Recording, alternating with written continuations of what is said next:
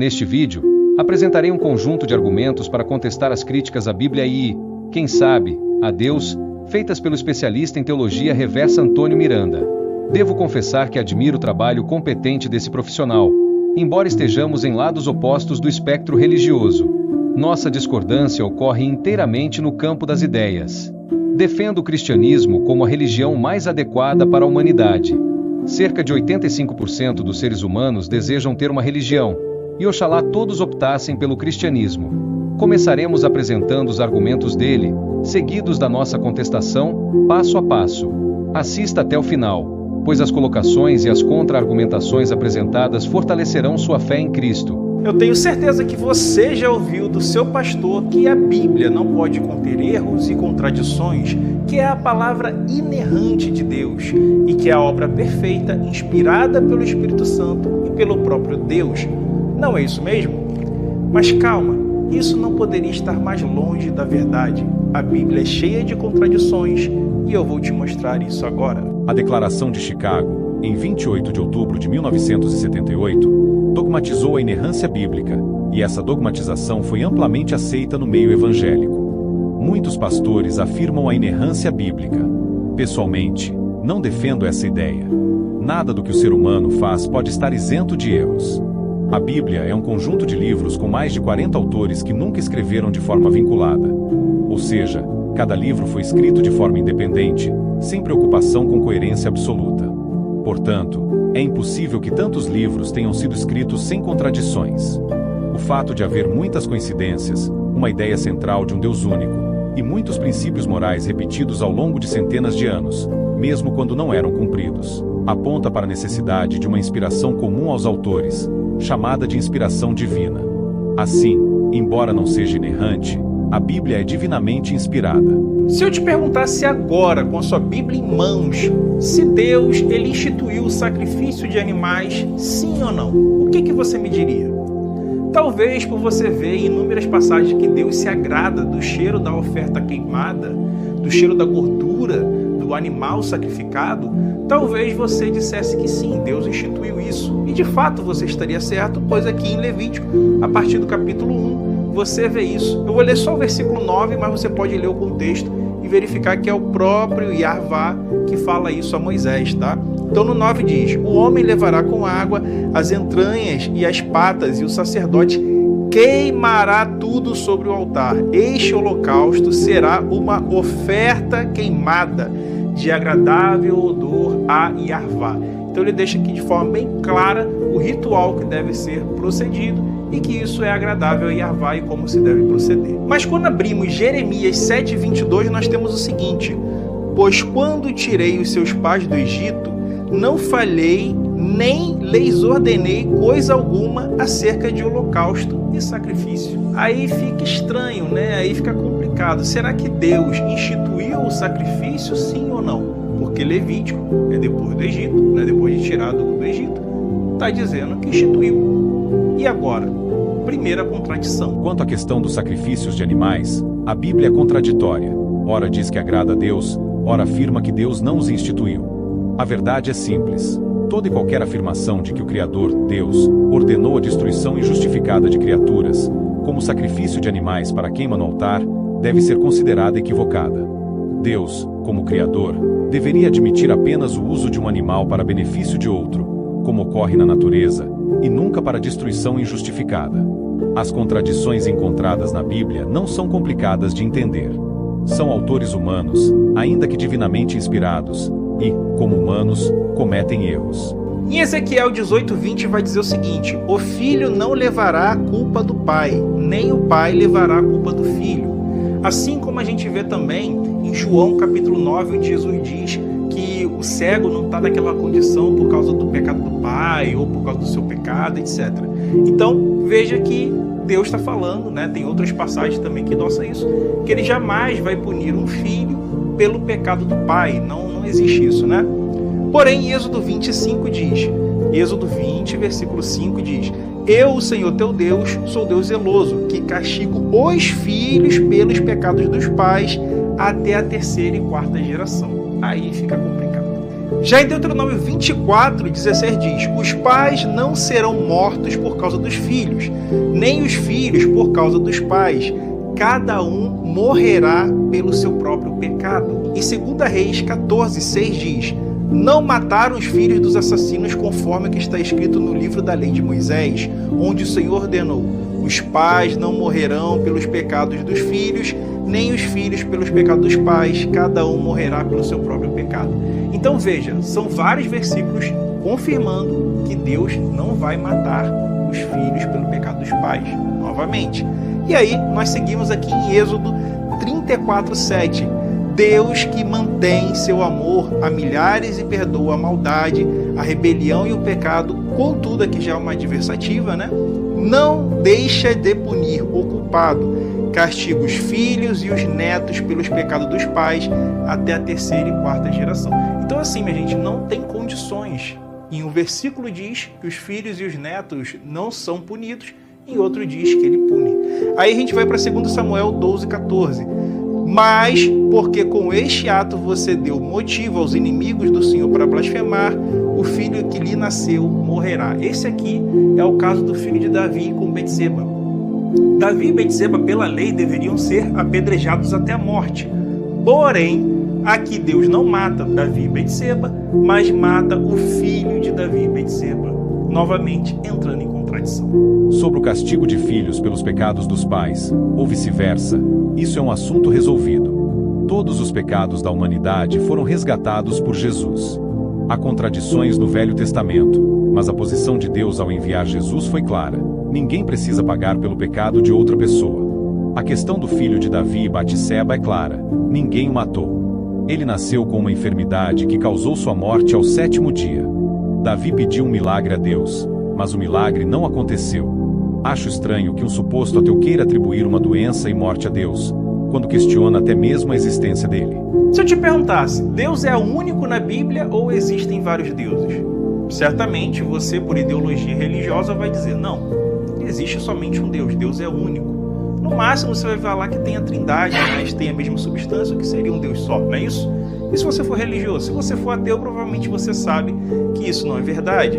Porque veja, acompanhe comigo o trecho de Isaías 44:6, né? Depois tem o 45:7, que vai dizer o seguinte: eu sou o primeiro e eu sou o último, além de mim não há Deus. Então está falando aqui que ele é o único Deus. Em Isaías 45:7 ele diz: eu crio as trevas, eu crio a luz, eu crio o bem, eu crio o mal, não há outro Deus que faça todas essas coisas senão somente eu, né? Então Isaías 45:7 também vai endossar isso. Porém, quando a gente vai em trechos como Deuteronômio 32:8 e 9, é dito que o Altíssimo, Elion, ele distribuiu a terra, e quem herdou a terra do Deus Elion foi o Deus Yarvá, ou seja, ele herda somente o povo de um outro Deus. Mas em Deuteronômio 4:35 já vai contradizer isso. Olha só: ao te mostrar essas coisas, Deus quis te ensinar que o Senhor, ou seja, Yarvá, é Deus e que não há outro além dele. E aí nós temos mais uma contradição com Salmos 82, que vai dizer no versículo 1: Deus preside a Assembleia Divina, no meio dos deuses julga. Então aqui, novamente, a Assembleia de El, né? Onde você vai ter ali o Deus Elohim, vai ter os outros deuses ali na Assembleia. Sobre o politeísmo na Bíblia, ou seja, a ideia de mais de um Deus, de fato os autores ficaram tanto perdidos em diversos livros antes de o monoteísmo se consolidar claramente. Isso reflete a dificuldade humana de entender plenamente o que é transmitido por Deus. Ainda hoje, essas confusões de entendimento são comuns e fazem parte da vida humana. E se eu te perguntasse se Deus manda matar? Ai, garoto, essa é fácil. Deus jamais mandaria matar, porque Deus diz nos seus 10 mandamentos: não matarás, que ali no hebraico eu sei, eu aprendi com o pastor, é não assassinarás, aleluia, glória. Bom, no próprio Êxodo, quando Moisés vê o bezerro dourado, já cai ao fio da espada 3.000 homens, ou seja, são 3.000 homens assassinados pelos próprios amigos, companheiros, irmãos. Então só aí já tem problema, né? Porém, em 1 Samuel 15, do 1 ao 3, Deus ordena que sejam executados todas as pessoas dos amalequitas, todo mundo, mulheres, crianças, todos eles, inclusive até animais inocentes. Então, sim, bebês recém-nascidos, pessoas inocentes são assassinadas por ordem de Deus. E um detalhe curioso, em 1 Samuel 15, do 1 ao 3, é para matar as crianças, os bebês recém-nascidos, é para matar os animais sem piedade, sem misericórdia. Então aquele papo de dê a outra face, ame o próximo, isso aí esquece, tá? Mas olha só, em Deuteronômio 13, 12 e 16 diz: se porventura ouvirdes dizer a alguma das tuas cidades que se tenham corrompido e cometido abominação diante do Senhor teu Deus, ferirás os moradores dessa cidade a fio da espada. Então, em Deuteronômio 13, diz até para você, se eu não me engano, do 6 em diante, diz até para você matar as pessoas que não quiseram que Deus servisse ali na casa delas, que elas adorassem a Deus, né? Então, se servir a outros deuses, você já tem que matar essas pessoas da sua família. Em Deuteronômio 17, de 2 a 5, também é dito para matar pessoas.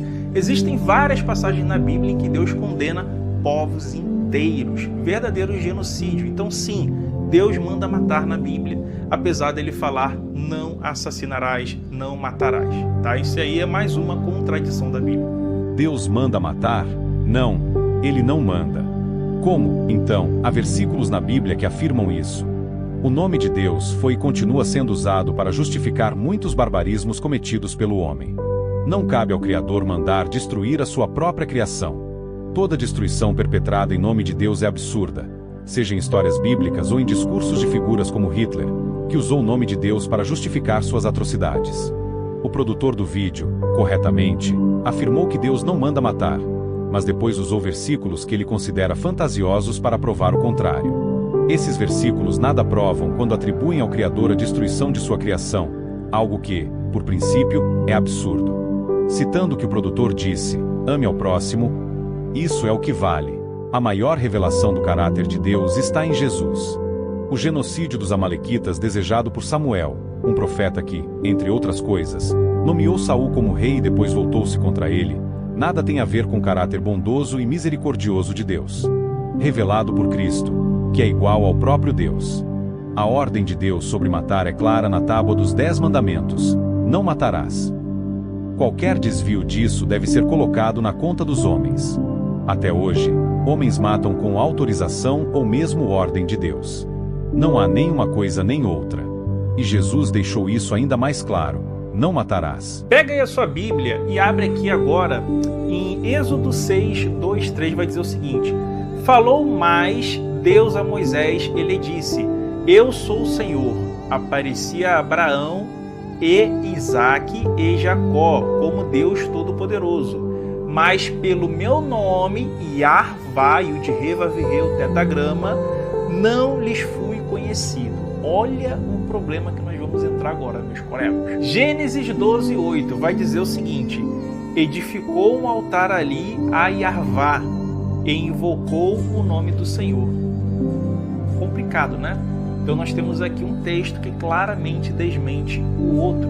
Sim, era invocado o nome do Senhor como Yarvá. Gênesis 15, 7 vai dizer o seguinte: e disse-lhe mais, eu sou o Senhor. Quando tem Senhor, já sabe, né? É Yarvá, e o de Revavirrei, o tetagrama, YHWH. Vai dizer aqui o seguinte aqui, ó: que te tirei de Ur dos Caldeus para dar-te esta terra como herança. Então, já era conhecido o nome Yarvá, sim. Gênesis 28, 13 a 16. Então, eu mostrei para vocês que Abraão conhecia Yarvá, agora é Jacó, tá? Olha só.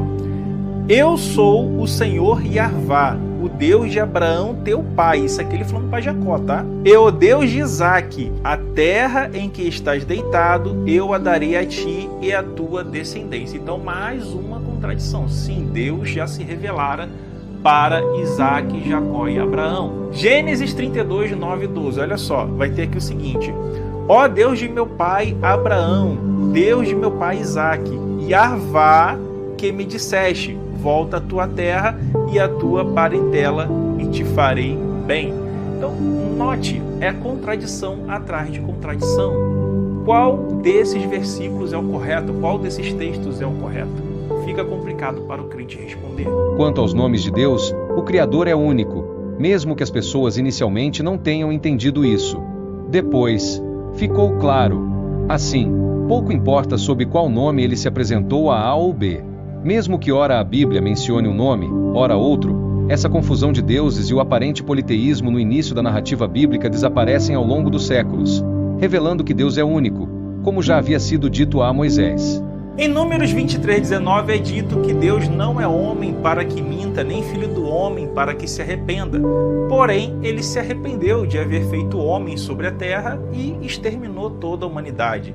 Muitos aqui vão querer usar de um malabarismo, como em todas essas passagens que eu estou mostrando para vocês, para dizer que ali Deus se entristeceu. Porém, ele, ao fazer o ato de destruir a humanidade para ver se dá jeito, ali mostra sim um arrependimento. E não só entristecer. Entristecer você fica triste, mas deixa seguir, né? Ali não, ali Deus ele tentou consertar, corrigir.